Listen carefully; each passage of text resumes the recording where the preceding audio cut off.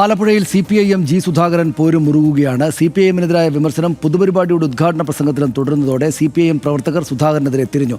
CPIM നേതാക്കൾ വയോജന പാഠശാലയിൽ വിദ്യാഭ്യാസം തേടണമെന്നായിരുന്നു സുധാകരന്റെ പരാമർശം. പ്രതിഷേധം കനത്തതോടെ പ്രസംഗം പൂർത്തിയാക്കാതെ സുധാകരൻ മടങ്ങി.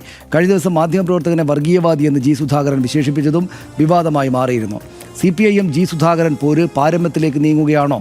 ചോദ്യം ചോദിച്ച മാധ്യമപ്രവർത്തകനെ വർഗീയവാദിയാക്കുന്ന നിലപാട് ജി സുധാകരൻ തിരുത്തേണ്ടതല്ലേ? കാണാം RDX rap.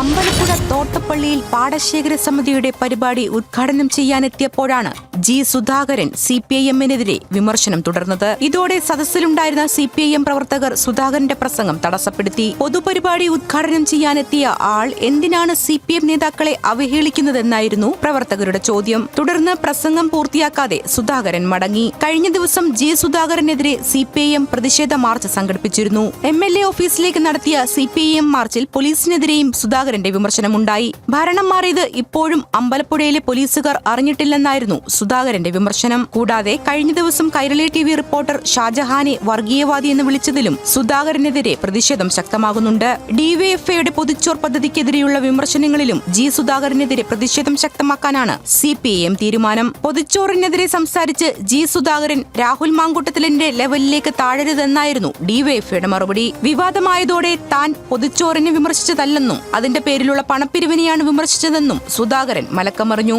RDX rap news Malayalam.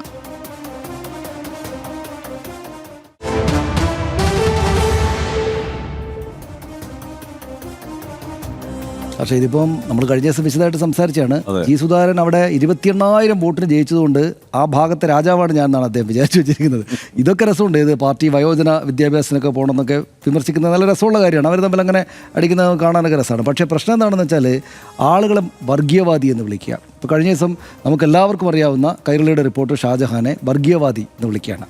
ഇത് സിനിമയിൽ ടിനി ടോം ചെയ്ത പരിപാടിയാണിത്. ഈ അമ്മ സംഘടനയിൽ അൻസിബാസിനെ തീവ്രവാദി എന്ന് വിളിക്കുക. ഇവിടുത്തെ ടിനി ടോമിനേക്കാൾ കഷ്ടത്തിലാവുകയാണ് ഈ ജി സുധാകരൻ എന്ന് പറയുന്ന ഒരു കാലത്ത് വലിയ CPIMൻ്റെ വലിയ ബുദ്ധിജീവിയൊക്കെയായിരുന്ന നേതാവ് ടിനി ടോമിനെ പോലെ ഇങ്ങനെയുള്ള കാര്യങ്ങളിലേക്ക് പോവുകയാണ്. അപ്പോൾ എങ്ങനെ കാണണം അതിനെ? ഈ ജി സുധാകരൻ UDFന് വലിയ ബുദ്ധിമുട്ടുണ്ടാക്കി വെക്കും എന്ന് തന്നെയാണ് എനിക്കിപ്പോൾ തോന്നുന്നത്. കാരണം അദ്ദേഹത്തിൻ്റെ ഈ ധാർഷ്ട്യവും താൻപോരിമയും അഹങ്കാരവും വർഗബോധമില്ലായ്മയും ഒക്കെയാണ് കഴിഞ്ഞ ദിവസത്തെ പരാമർശത്തിലൂടെ അല്ലെങ്കിൽ ആ നീക്കത്തിലൂടെ പുറത്തു വന്നതെങ്കിൽ ഇത്തവണ അദ്ദേഹം വർഗീയവാദിയാണ് എന്നത് സ്ഥിരീകരിക്കാവുന്ന തരത്തിലുള്ള ഒരു പരാമർശം അദ്ദേഹം നടത്തിയിരിക്കുന്നത്. മറ്റൊരാളെ വർഗീയവാദി എന്നൊരു അടിസ്ഥാനവുമില്ലാതെ വിളിക്കുക വഴി അദ്ദേഹം വർഗീയവാദിയാണ് എന്ന് അദ്ദേഹം നാട്ടുകാർക്ക് മുന്നിൽ തുറന്നു വെക്കപ്പെട്ടു. അദ്ദേഹം തന്നെ തുറന്നു കാട്ടി എന്നുള്ളതാണ് യാഥാർത്ഥ്യം. ഷാജഹാനെ അനുകൂലിച്ചു പലരും ഇങ്ങനെ പറഞ്ഞു കേട്ടു. ഷാജഹാനെ ഞങ്ങൾക്ക് ഇത്ര കാലം അറിയാം, ഷാജഹാൻ വർഗീയവാദിയല്ല എന്നൊക്കെ പറഞ്ഞിട്ട് അങ്ങനെ ഷാജഹാനിലേക്ക് ഒതുങ്ങേണ്ട വിഷയവുമല്ല ഇത്. അതാണ് ഇതിൻ്റെ പ്രശ്നം. കാരണം ഇത് എന്താണ് ഷാജഹാനെതിരെ അങ്ങനെ പറയാൻ കാരണമായിട്ടുള്ളൊരു വിഷയം? ആ ഷാജഹാൻ്റെ പേര് മാത്രമാണ്. അതല്ലെങ്കിൽ ഷാജഹാനെ എത്രയോ ദീർഘകാലമായി അവിടെ അറിയാവുന്നത്. എനിക്ക് 25 വർഷമായിട്ട് ഷാജഹാനെ അറിയാം, അതും പറയണമല്ലോ. ഷാജഹാനെ എനിക്ക് 25 വർഷമായിട്ട് അറിയാം. ഞങ്ങൾ സഹപ്രവർത്തകരായിരുന്നിട്ടുണ്ട് ഒരു കാലത്ത്.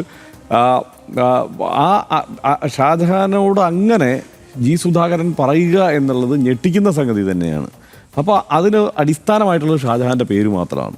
ആ പേര് മാത്രം വെച്ചിട്ടാണ് ജി സുധാകരൻ ഇത് പറഞ്ഞിരിക്കുന്നത്. ഒരു സംശയം വേണ്ട, ഇങ്ങനെ ജി സുധാകരൻ മുന്നോട്ട് പോയാൽ UDFന് ചെറുതല്ലാത്ത ബാധ്യതയാവും ജി സുധാകരൻ എന്ന കാര്യത്തിൽ സംശയമില്ല. അതുമാത്രമല്ല, ഇപ്പോൾ കുഞ്ഞാലിക്കുട്ടിക്ക് അവിടെ കിട്ടുന്ന വോട്ട് പിന്നെ ഇവിടുത്തെ പോലെയല്ല. ഇവിടെ പോലെ ചിന്തിച്ചിട്ട് വോട്ട് ചെയ്യുന്ന ആളുകളല്ല കുഞ്ഞാലിക്കുട്ടിക്ക് വോട്ട് ചെയ്യുന്ന ആളുകൾ എന്നുള്ള പരാമർശവും ഇതിനോട് കൂട്ടിച്ചേർത്ത് തന്നെയാണ് കാണേണ്ടത്. അതായത് ഇവർക്ക് UDFന് നല്ല തലവേദനയാവുന്ന കാര്യത്തിൽ സംശയമില്ല. അങ്ങേയറ്റം ഇതിൽ CPIMകാരെ പറഞ്ഞാൽ മതി. അതായത് അങ്ങേയറ്റം ശരിയല്ലാത്ത രാഷ്ട്രീയ മനോനിലയുള്ള ഒരാളെ ഇവർ വലിയ കുടികെട്ടിയ നേതാവായിട്ട് കൊണ്ടുനടക്കുകയായിരുന്നു എന്ന് മനസ്സിലാവല്ലേ ചെയ്യുന്നത്. അതായത് ഒരാളുടെ പേര് മുസ്ലിം പേരായതുകൊണ്ട് മുസ്ലിം പേരാണോ നീ വർഗീയവാദിയായിരിക്കും, മുസ്ലിങ്ങളാണോ വോട്ട് ചെയ്യുന്നത്, നിങ്ങളങ്ങനെ ആലോചിക്കാതെ വോട്ട് ചെയ്യുന്നതായിരിക്കും, ഇങ്ങനെ പറഞ്ഞ് സ്ഥാപിക്കുന്ന ഇദ്ദേഹത്തെ ഇങ്ങനെ കൊണ്ടു നടന്ന CPIMകാരെ പറഞ്ഞാൽ മതി എന്നാണ് എനിക്ക് തോന്നുന്നത്.